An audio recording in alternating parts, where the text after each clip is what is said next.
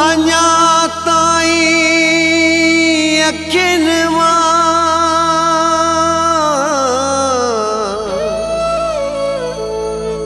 वहे थो पाणी अदानवर कंबराणी तुंहिंजी वेल न हुई वञण जी।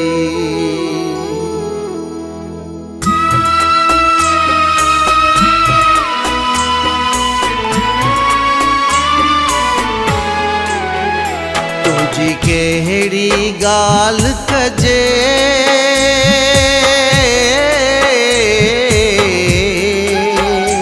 तुंहिंजो ख़्याल नथो भरिजे, तुंहिंजो ख़्याल नथो भरिजे।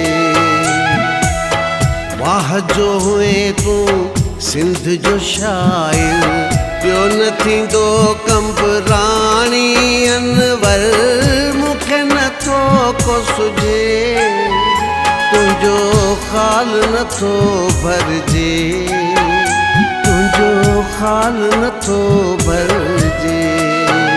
तुंहिंजी कहिड़ी ॻाल्हि कजे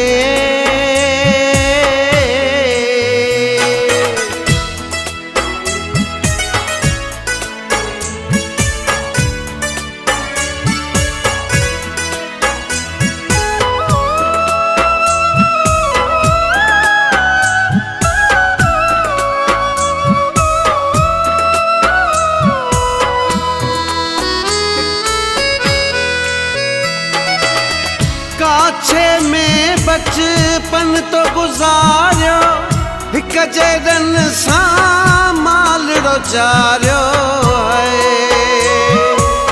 सभु ॻाल्हियूं हिन रब जे हथ में केते मयार ॾिजे तुंहिंजो ख़्याल नथो भरिजे, तुंहिंजो ख़्याल नथो भरिजे।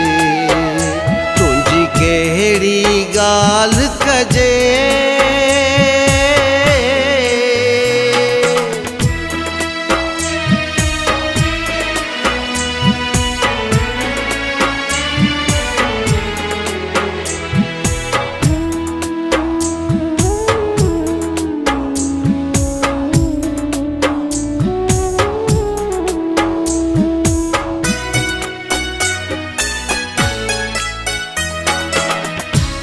शहर खे जीअं तो छॾियो दादू शहर में घर तो वॾियो है।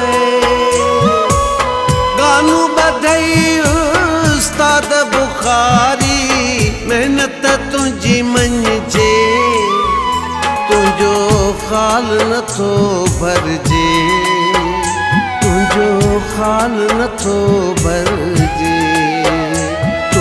कहिड़ी ॻाल्हि कजे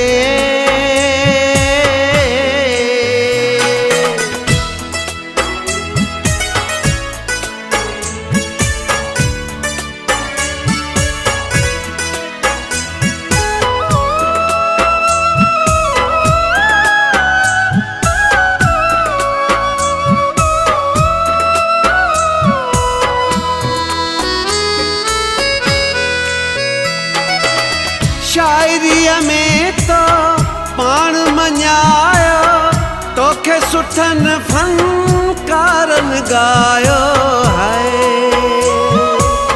जान बि तुंहिंजी जुदाईअ में नथो रोअण खां रुकिजे तुंहिंजो ख़्याल नथो भरिजे, तुंहिंजो ख़्याल नथो भरिजे।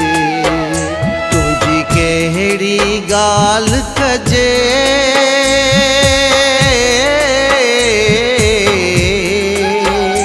तुंहिंजो ख़्याल नथो भरिजे, तुंहिंजो ख़्याल नथो भरिजे। वाह जो हुए तूं सिंध जो शाइर ॿियो न थींदो कंबराणी अनवर मूंखे नथो को सुझे तुंहिंजो ख़ाल नथो भरिजे, तुंहिंजो ख़ाल नथो भरिजे। तुंहिंजी कहिड़ी ॻाल्हि कजे